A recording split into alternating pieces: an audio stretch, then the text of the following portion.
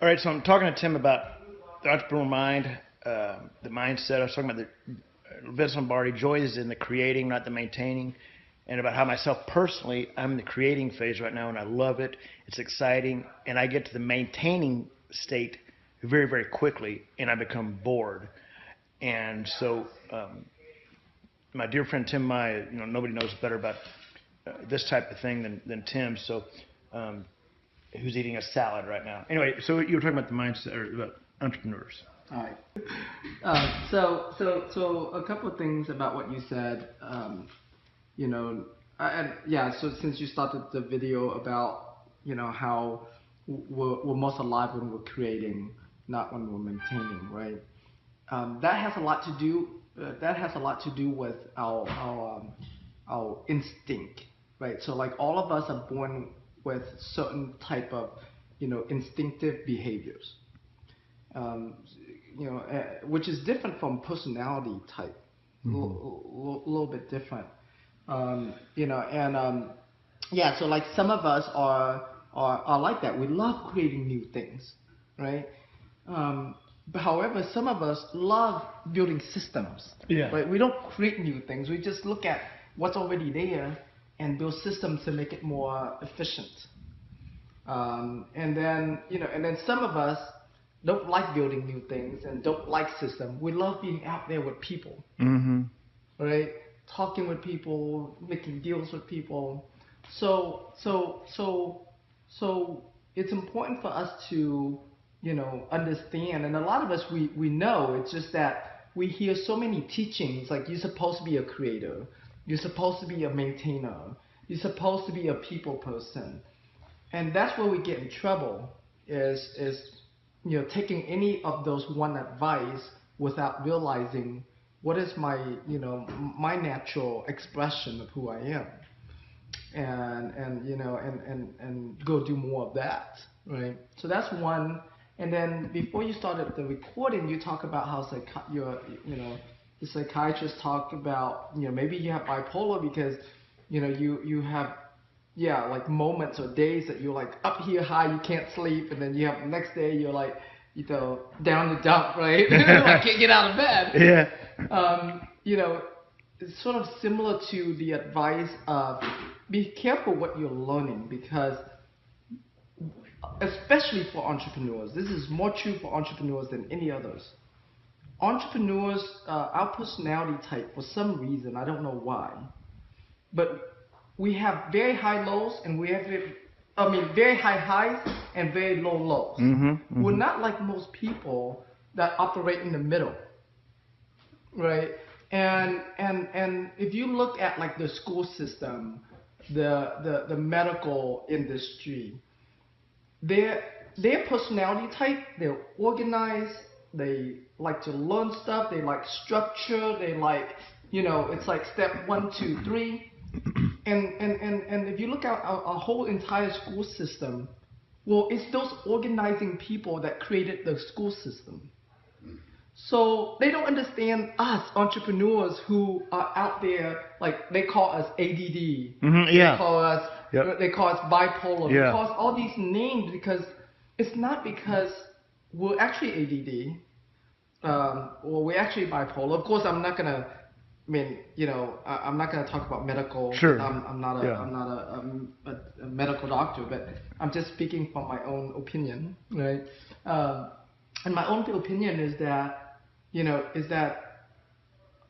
most of society, most of the norm, do not understand entrepreneurs, and so they classify us as something else, as being rebellious or disobedience or ADD, or so they drug us so that way we can be normal like them. Yeah. Right? Yeah. And so we have to be very careful with that, and we have to accept the fact that as entrepreneurs, that's our personality. We are going to have high, we are going to have lows.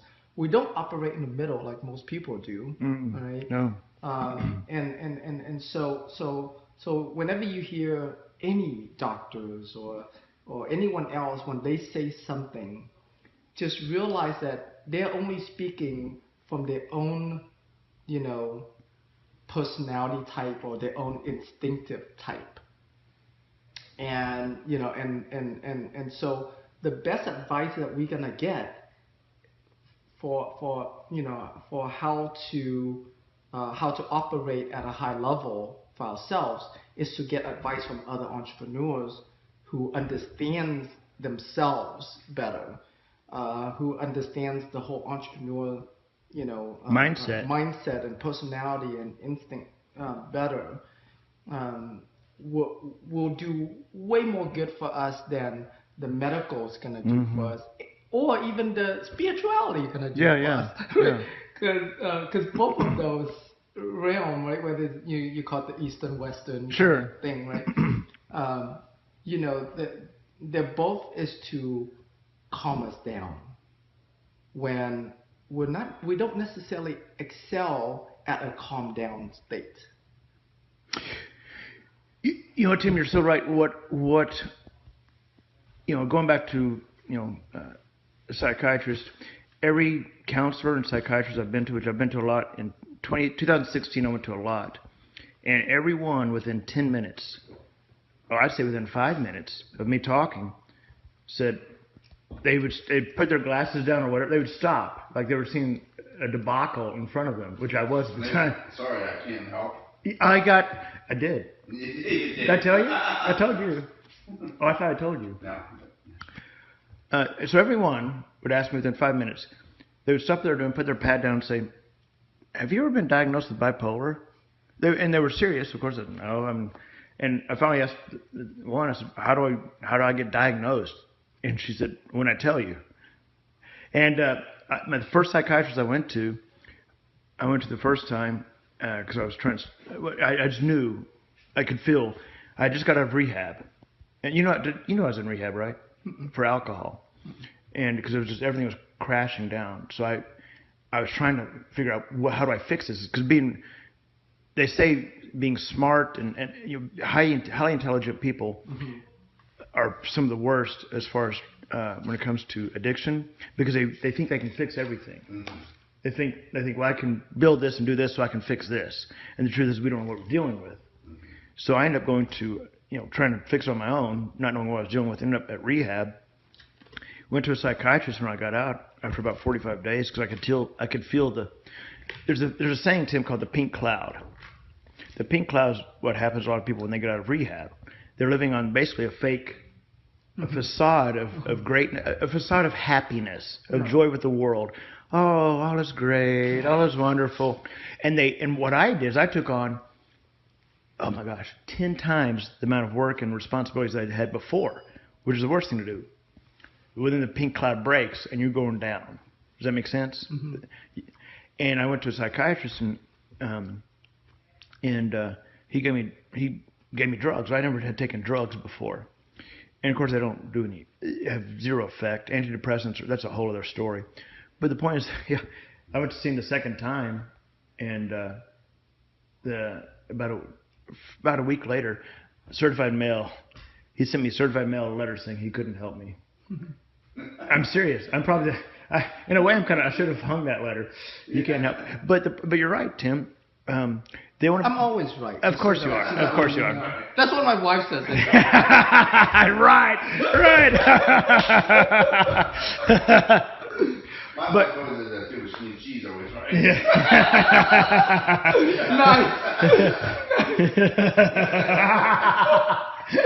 Golly. But they want to put a label on it, and if it doesn't fit into the little boxes, or if there's not a drug for it, they don't know what to do. So the psychiatrist now is saying, well, she has me reading a book about bipolar that's written by a lady that is bipolar and is actually the head of psychiatry at Johns Hopkins, which was an interesting take on it from both sides. From the medical standpoint, she said, well, as far as drugs, we'll take a look at that as needed. She said, but we want to be careful because the goal is to make the highs a little bit lower, the lows a little bit softer. And I stopped right there and said, I'm okay with the lows. I'm okay with the lows. The lows are basically my quiet time. where I'm re-energizing the batteries, if that's a good analogy, Tim.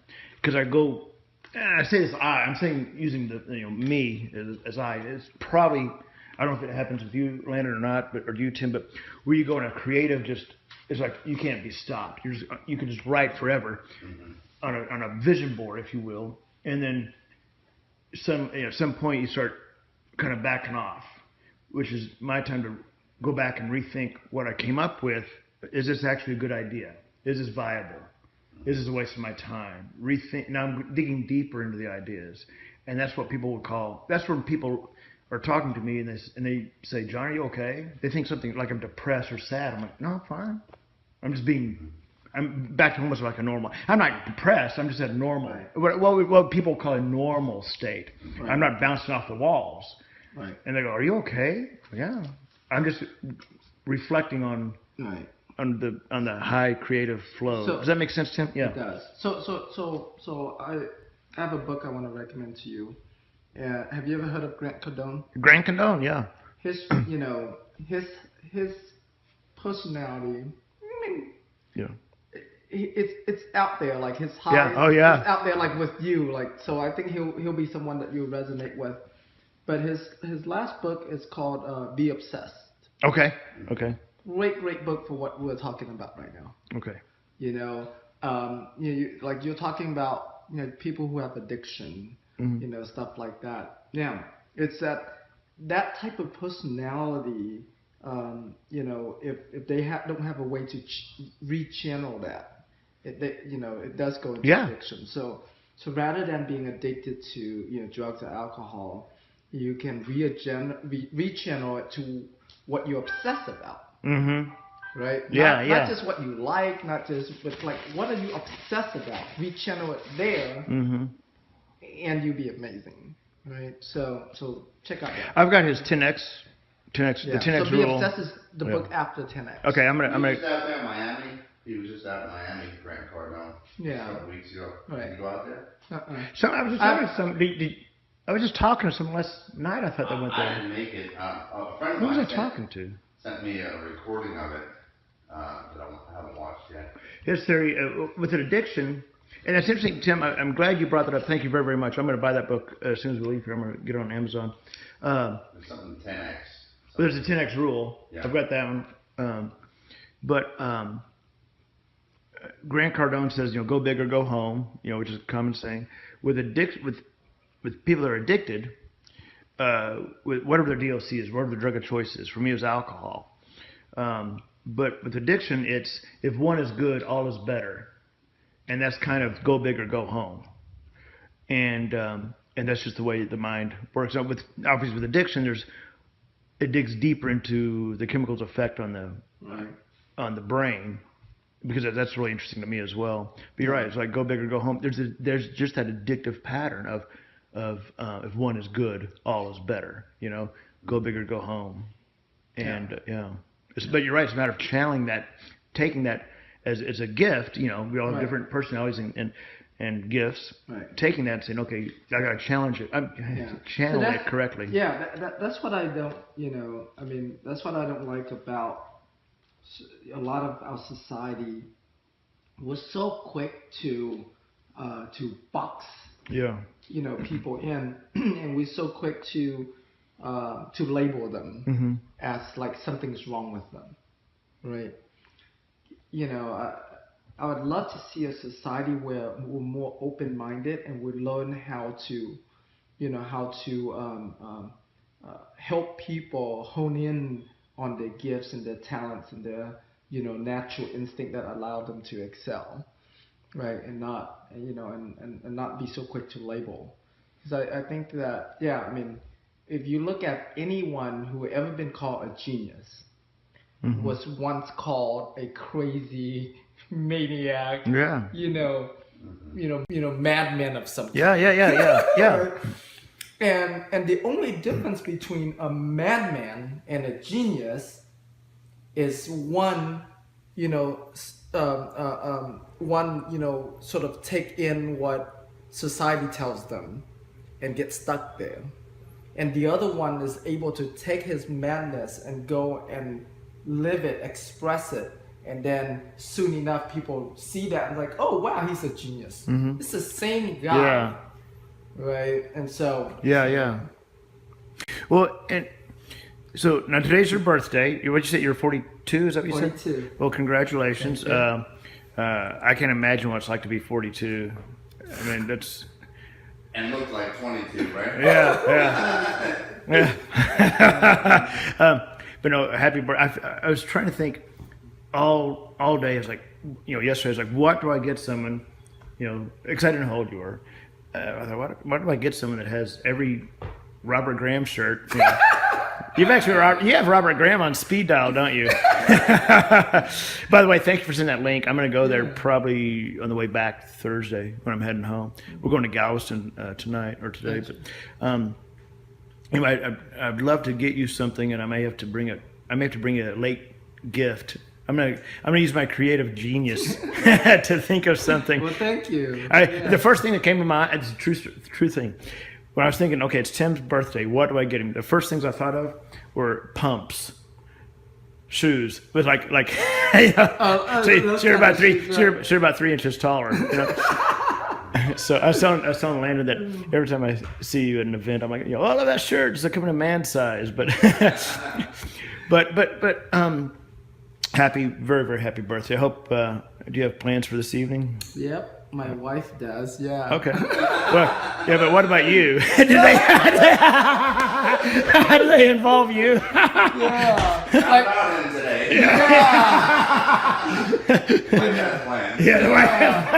How I know I'm always right is I ask, honey, what are we doing today? That's why you're still married.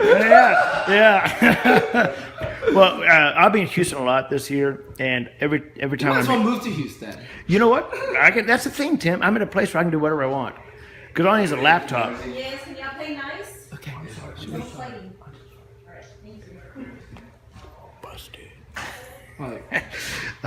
But I didn't know I was being that loud. I forgot that group in there.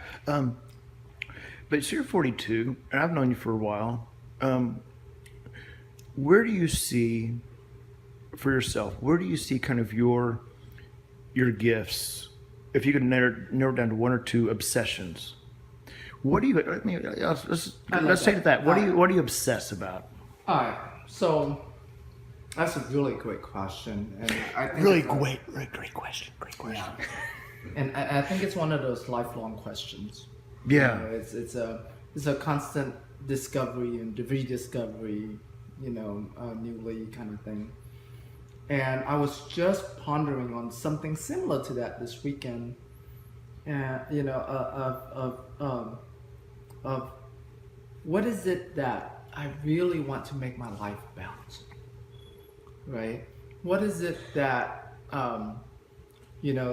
like if we look at any great leaders, okay, any world leaders, any thought leaders, we can see that they made their life about something, and typically it's this one thing that they made a life about, and everything else, every actions they take, every content that they put out there, any business that they put out there, it's all to support that one thing. If you look at like for example, Apple as a great company, right? If you remember their commercial ad on here's to the crazy one, the square the square pegs in the round hole. You know who I'm talking about, right? And so Apple made or Steve Jobs, I should say, made his whole life is about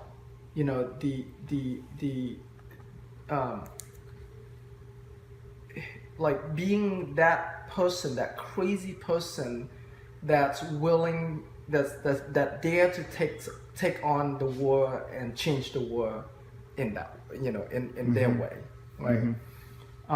So I thought, it's like, what is it for me? And I realized that, like, what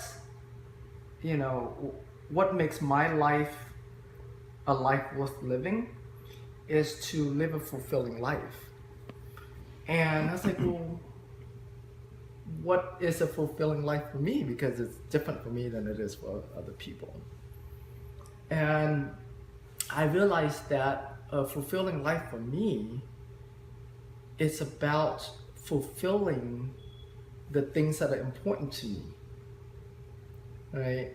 So it's more than just like for some people, a fulfilling life is a life where they're surrounded by their families, right? Or some other people, a fulfilling life is a life of being able to travel around the world. And some others could be, to run a Fortune 10 company, right? So we all have different. It's like, so what's it for me? Well, for me, it's about living a life where I dare to dream. I dare to take on whatever it's important for me. So, for example, I recently joined the board of a nonprofit organization called Cherish Our Children International, which is a nonprofit for kids. And which is something that I've always loved working with kids, but being on a board of a nonprofit is something I've never even thought of, So when the opportunity came, I was like, I'll take that on. I dare to take that on because it's what's important to me, it's what calls to me, right?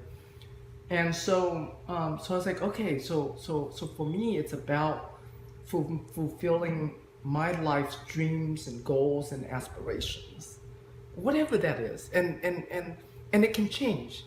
It could be one thing today, and it could be something different tomorrow, and whether it's the same or different is irrelevant. Whether it's a short-term goal or a lifetime goal is irrelevant.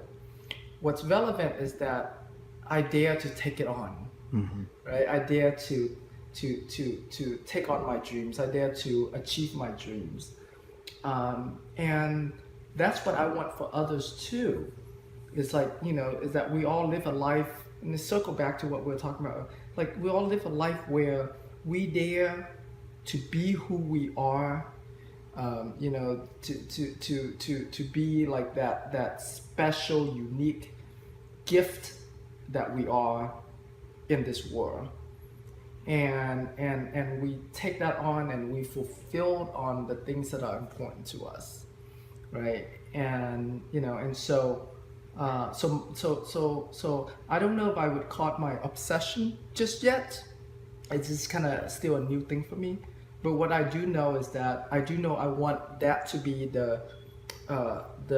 my life's thread, right? It's that big line of, who Tim Ma is about, and my business, my businesses, the content that I put out there.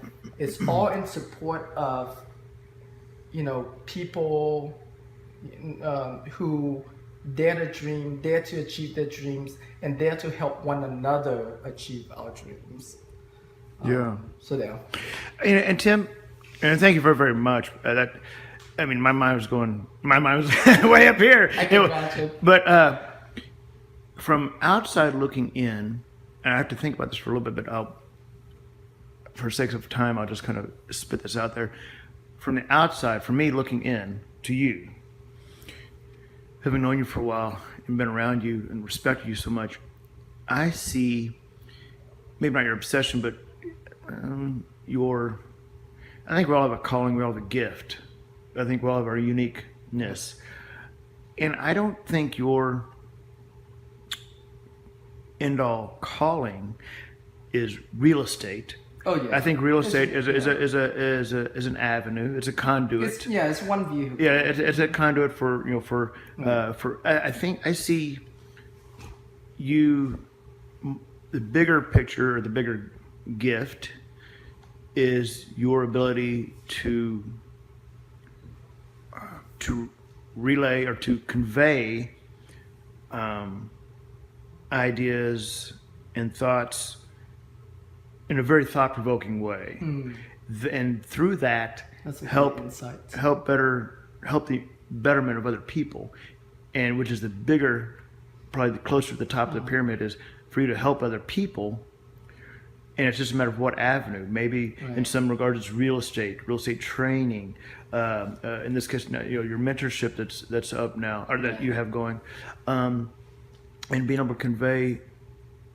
Because anytime I ask you something, and not just now, but throughout our friendship, anytime I ask you something, it's like almost like you have a file cabinet.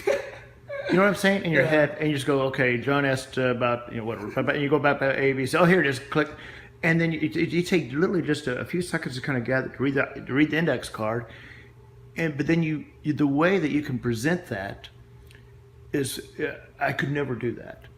I speak, but speaking and communicating are two different things. You communicate. I remember. Have you seen the documentary about Tony Robbins? I haven't seen it yet. It says, "I'm not your guru." Yeah. Have you seen that, man? I'm familiar with it, but I haven't seen it. It's on Netflix. Oh, okay, good. And I've been watching it.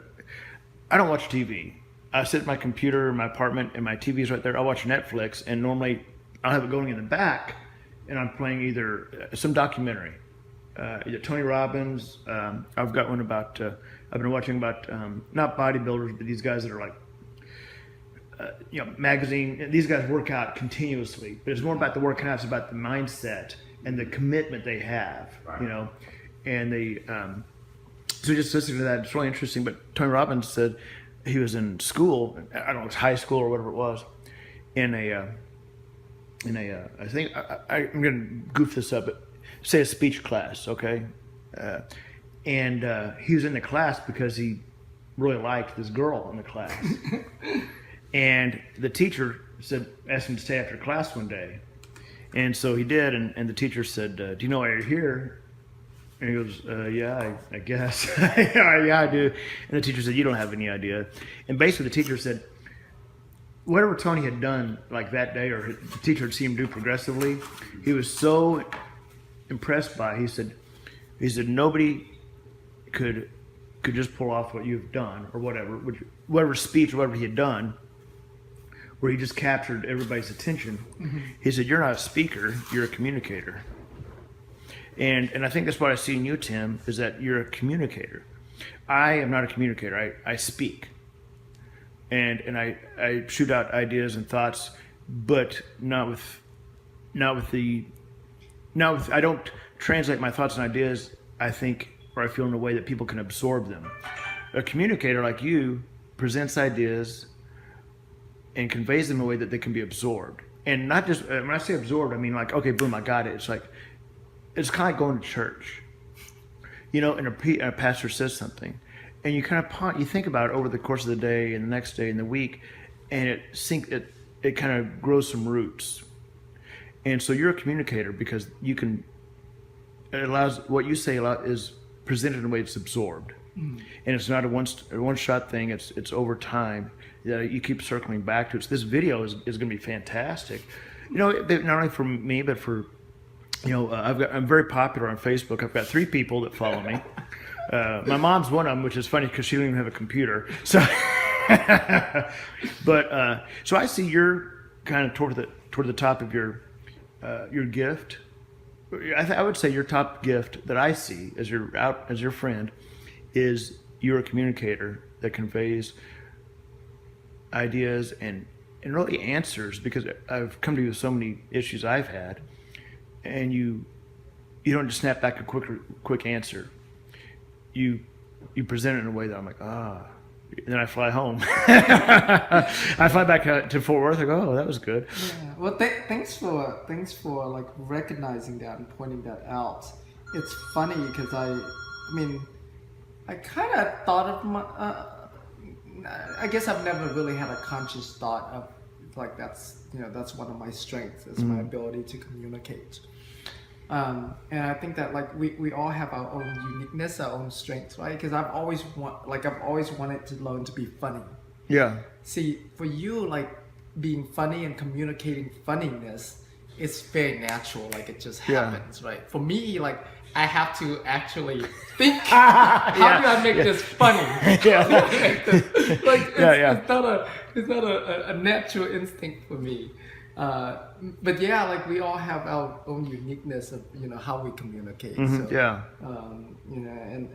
and yeah, so I wouldn't go so far as to saying that you're just a speaker, not a communicator.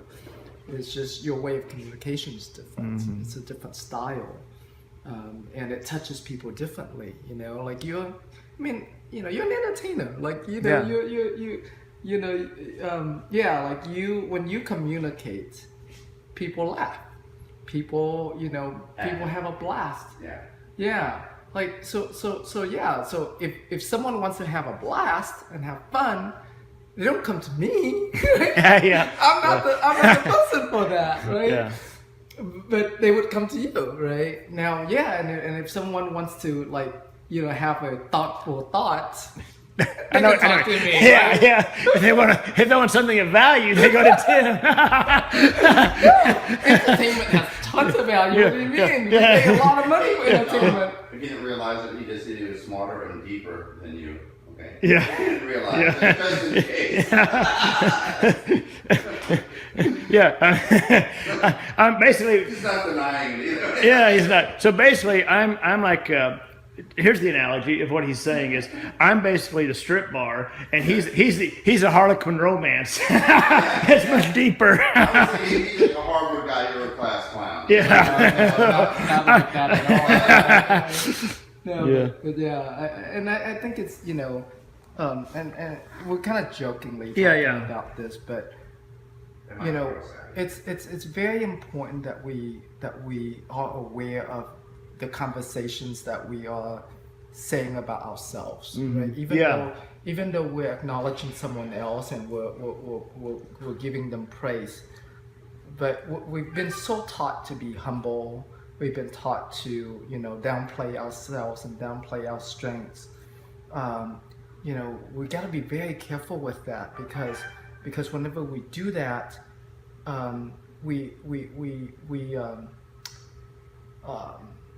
we close our expression in, meaning we I don't know how, almost like putting chains on our self-expression. Yes. Let me. I've through the last year has been in 2016. I learned so much about myself. I remember, y'all know who Rush Limbaugh is. Mm-hmm. When he had to go to rehab for OxyContin, it was a whole huge thing. What a scandal, because he was getting it from his house worker, I think. But he said when he came out, he said he learned more about himself then than he had his whole life. I learned a lot. I had a lot of time for introspective, and as soon as I have come to the, if you will, the light, I went from the dark side, now I'm on the light side, thank goodness. But to reflect and see what I've learned, and what I found is that one of the things that got me, because it's not just one thing that takes you to rehab, that gets you in that addiction, for me anyway. And you know what? I think for anybody, it's not just one thing. Yeah. People say, why did you start drinking? It's never one thing. I'm like, Anything in our life. And you tried, but with my mind, and with the way my mind works, and a lot of people's does, you try to nail down to one thing. Oh, it's because of this. It's because my mother, made me eat a marshmallow when I was 5 years old, and I hate marshmallows. But it was multiple things. But one of the things was because I had gotten so big in a short time, say within 2 years. I was doing a lot of speaking, really things had ramped up dramatically. But I let it get to my head. That was pride and ego. And that pride and ego were part of the issue that drove me of the debacle. And so I have to do a lot of pride and ego check now as I regrow myself. But on the same hand, I have to understand that I have the confidence and say, be proud of the fact that I'm accomplishing this, I'm accomplishing that, but not be boastful. I guess that's what it comes out. Be proud of your accomplishments, but don't be boastful. Right. I guess, and that's where I'm having to be very careful on that fine balance of I'm proud of what I'm doing, I'm proud of what I've achieved, and as I go through 2017, I'll be proud of what I've accomplished, but not be boastful. I always say, I couldn't have done this on my own. I always tell people that, one of my biggest mistakes was thinking I could do it on my own. Right. And when I reach out or when I surround myself with people such as you or AG or anybody, I was gonna say Landon, but he's over there playing Angry Birds. So, but that's where you really gain your strength, you know. And so, well, Tim, let me ask you, because you're over there doing nothing, what do you see? I know you and I joke around a ton, but what do you see some of your strengths are? You know, we're talking about Tim's is communicating. What do you see some of your strengths are? It could be business related or non-business related. I guess mostly with real estate investing, like marketing and just being able to do different kinds of deals, like not pigeonhole to like wholesaling. I mean that's specifically the business, but you play a role in that obviously. But what do you think your specific? Do you think your specific gifts is marketing? Forget about real estate, but just marketing in general. If there's any business, Right. Yeah. Marketing in general. Okay. Yeah. Yeah. So, because like having that conversation in the front of the house or front of the office with Tim and AG about marketing, I mean that is I thought a brilliant conversation. It's really interesting, you know. So you think you're? Well, I think some of my other strengths are in any business again, just not giving up, just persevering and focusing and going for what I want to succeed in. And I'm very good at strategy. You know? Okay. So I think those are the things that really helped me get me to where I am.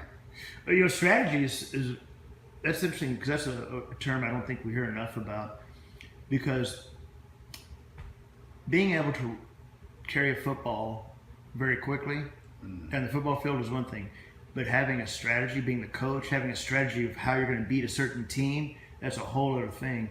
So, can you dig a little bit into define strategy?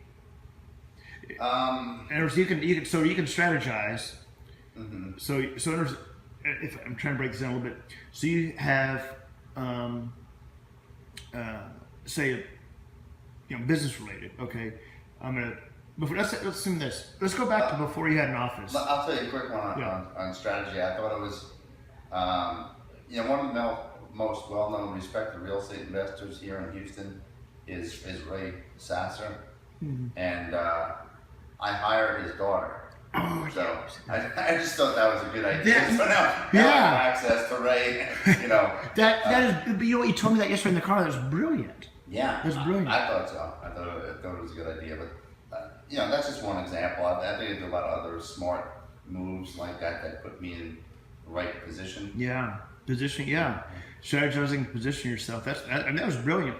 Yeah, when you told me that. Yeah. Yeah. Well, guys, Tim, again, thank you so much. Is it almost 1 o'clock?